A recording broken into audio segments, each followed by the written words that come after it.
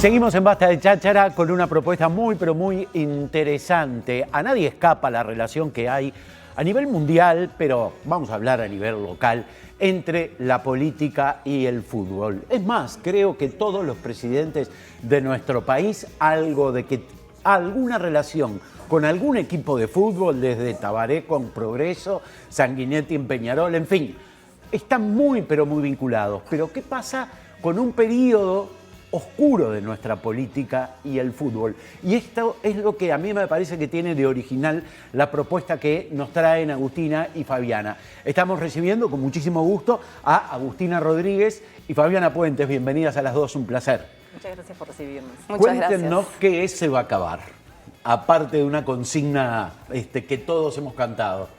Se va a acabar es un proyecto con el que venimos trabajando con Fabiana desde hace ya casi 2 años, que busca investigar en el vínculo que hay entre el fútbol y la política en el periodo de dictadura, específicamente con 2 episodios históricos que fueron el Mundialito y el plebiscito constitucional de 1980.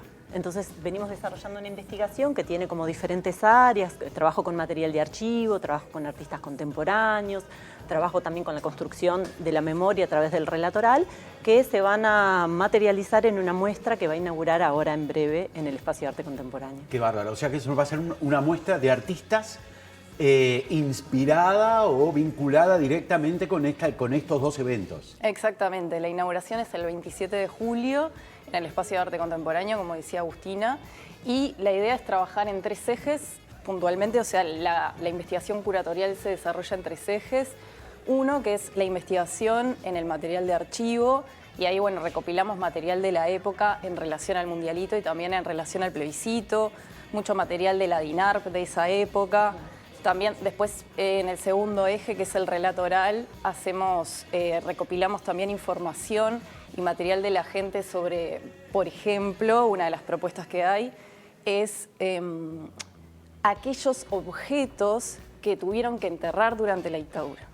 Durante ese periodo se enterraron muchos objetos para preservarlos o para preservarse de las personas por lo que significaban esos objetos, discos, libros, otros materiales, y entonces les estamos pidiendo a las personas que nos envíen esos relatos.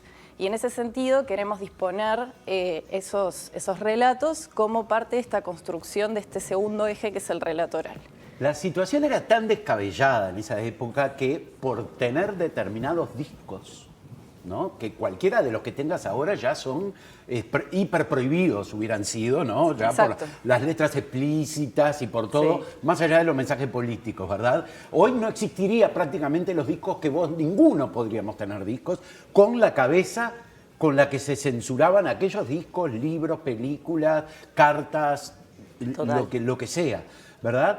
En aquel momento se vinculó el Mundialito, que era era como la Copa de Oro de la FIFA, donde jugaban los campeones mundiales de los diferentes mundiales, más Holanda, que había salido segundo una cantidad de veces. Pero en aquel momento se decía que nosotros habíamos ganado porque los militares habían incidido en el resultado. ¿Hay información de eso? En realidad no sabemos mucho al respecto de eso, no habíamos escuchado. Lo que sí, o sea, es interesante respecto a la historia del Mundialito, que, bueno, cuando se propone hacer el Mundialito en Uruguay, inicialmente, la dictadura no estaba tan convencida, pero después, en vistas del plebiscito, les pareció buena idea impulsarlo, porque obviamente estamos en un país extremadamente futbolero, por decirlo en términos coloquiales, y vieron una oportunidad.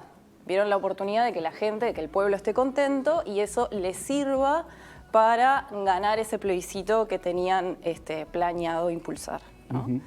Agustina, ¿cómo se vincula o qué vías de vínculo encontraron ustedes entre el fútbol y la política en ese entonces? Y bueno, como mencioné... no sabía esto que decía de que la dictadura al principio no quería apoyarlo y después sí. Claro, porque en Argentina en el 78 se hace un mundial que sí fue impulsado por el gobierno militar, y entonces lo que ellos pensaban que les iba a servir como para ganarse el apoyo de la ciudadanía, pero lo que sucede es que llama la atención internacional sobre lo que estaba sucediendo, las madres de Plaza de Mayo empiezan a manifestarse, entonces se empieza a dar a conocer internacionalmente las torturas y las desapariciones forzadas. Entonces, cuando acá se empieza, por parte de privados, se empieza a gestar la idea de hacer un mundialito, al principio el gobierno cívico-militar como que no está tan de acuerdo. Pero después, cuando empiezan a planificar el plebiscito, piensan que ya ir haciendo propaganda sobre el mundialito puede ayudarlos a ganar ese plebiscito. Entonces, ahí deciden apoyarlo. Yo creo que el gobierno dictatorial nunca se imaginaba que no iban a ganar ese plebiscito. Yo creo que ellos hacen el plebiscito porque creían fervientemente en que lo iban a ganar, ¿no? Y que el mundialito iba a ser como una especie de festejo de ese plebiscito victorioso para ellos, que finalmente no lo fue. Los artistas que participan son artistas de esa generación, artistas más jóvenes que puedan tener obviamente otra visión. Cuéntame cómo trabajaron en esa convocatoria. Bueno, ahí te cuento que son 6 artistas, los voy a mencionar, aparte súper agradecidas a que esos artistas se hayan dispuesto a trabajar con nosotras, porque son artistas súper importantes, excelentes y muy reconocidos. Y son Elian Stolarski, Paola Moncillo, Fernando Foglino, Lucía Pitalúa, Mauricio Rodríguez y Luis Kamitzer.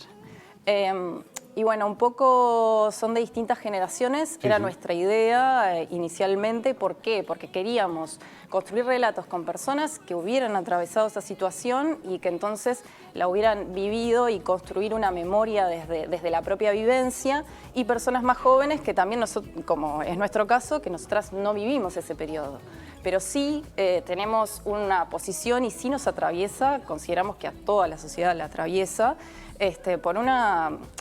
indudablemente por lo que se genera en la construcción colectiva, ¿no? Y por lo importante que fue para nuestro país y por todavía lo irresoluto que tiene la situación, ¿no? ¿Cómo se transmite o cómo se le vende la idea a un artista de este trabajo, ¿no? Porque debe ser bien interesante también. ¿Qué le dijeron a los artistas para participar?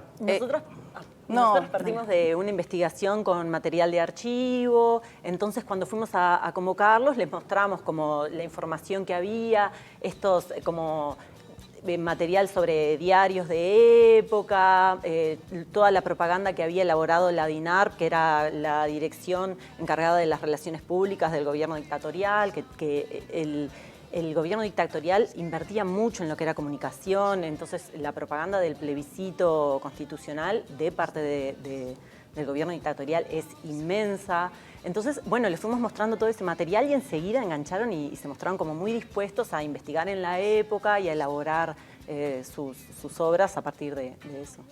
¿Qué implica ser un curador de esta muestra o de cualquiera? Pero para entender además el trabajo que están haciendo ustedes, no solo de dar el puntapié inicial, sino me imagino también de la presentación de todo, el proyecto en general. Exactamente. Bueno, de hecho, justamente cuando preguntabas cómo invitamos a los artistas, bueno, ahí también cuando pensamos inicialmente qué artistas invitar, eso también tiene que ver con la curaduría y con las decisiones que se toman. Son artistas que ya en su trayectoria tienen trabajos que están relacionados con lo político, con lo social, con el material de archivo, con la investigación. Entonces nos parecía súper pertinente invitarlos a ellos, si bien cada uno hace obras distintas y son realmente resoluciones muy diferentes respecto a un mismo tema, y eso nos parece súper interesante. Sí tenían ese punto en común, digamos, ¿no? Y bueno, la curaduría lo que tiene un poco es como tener esa visión global y bueno, poder interconectar todas estas obras y todos estos relatos y generar una investigación que de alguna forma sea entendida para los públicos en su totalidad, ¿no? A través de transversalizar estos temas que nos interesan. Claro, pero también además importa el espacio, ¿no? En el cual va a estar presentada estos trabajos. Completamente. En ese sentido elegimos el espacio de arte contemporáneo porque es un espacio que se destina al arte contemporáneo, entonces tiene este tipo de propuestas que investigan de una manera crítica lo social desde el arte. pero también porque fue construido en lo que era la antigua cárcel de Miguelete. Entonces nos parece que es interesante trabajar una propuesta de este estilo, que vinculada a lo que fue la dictadura y a lo que fueron procesos de censura y de violencia ejercidos por el Estado. Nos parece que es sumamente interesante disponerlos en un lugar que fue una cárcel, porque hay un vínculo muy fuerte entre las obras y las prácticas artísticas y el espacio en el que éstas se muestran. Entonces, en ese sentido, nos parece que fue una...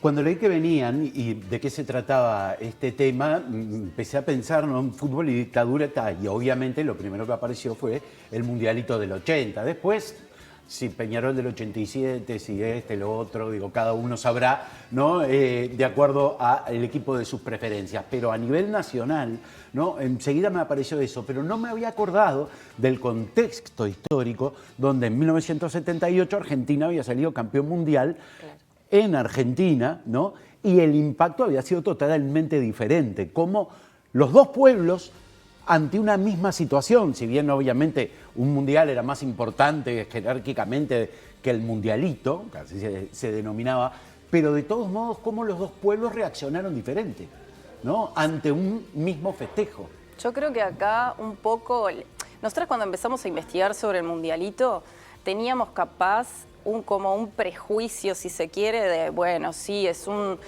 fue un fenómeno impulsado por la dictadura cívico-militar y obviamente está como cargado de eso, ¿no? Pero por otro lado empezamos a ver que también fue un espacio de resistencia y eso es lo que nos pareció súper interesante. Entonces empezamos a entender que también el pueblo uruguayo un poco se apropió de ese espacio, ¿no? O sea, de alguna forma empezó a apropiarse de la posibilidad de utilizarlo como un espacio de difusión de propaganda, de utilizarlo como un espacio de festejo, ya que no se podía festejar en las calles, ya que no se podía gritar.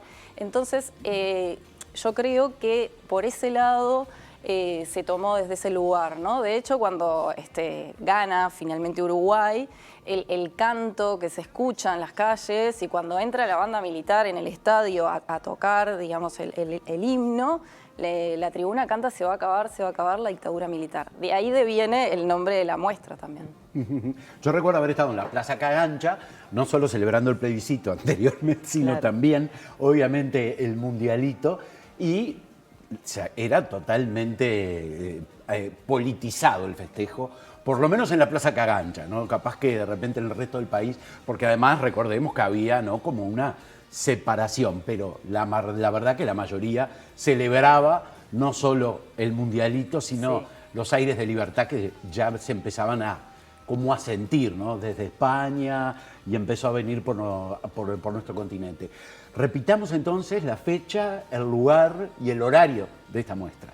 La inauguración va a ser el 27 de julio a las 19 horas en el Espacio de Arte Contemporáneo que queda en Miguelete y Arenal Grande. Perfecto, bien. ¿Qué horarios van a estar? Hay los espacios o sea, los horarios del Espacio de Arte Contemporáneo son de martes a domingo de 1 a 18 horas, perfecto, de 13 a 18. Divinamente, entonces. A las dos, muchísimas gracias. Muchas gracias. Un placer tenerlas aquí, además.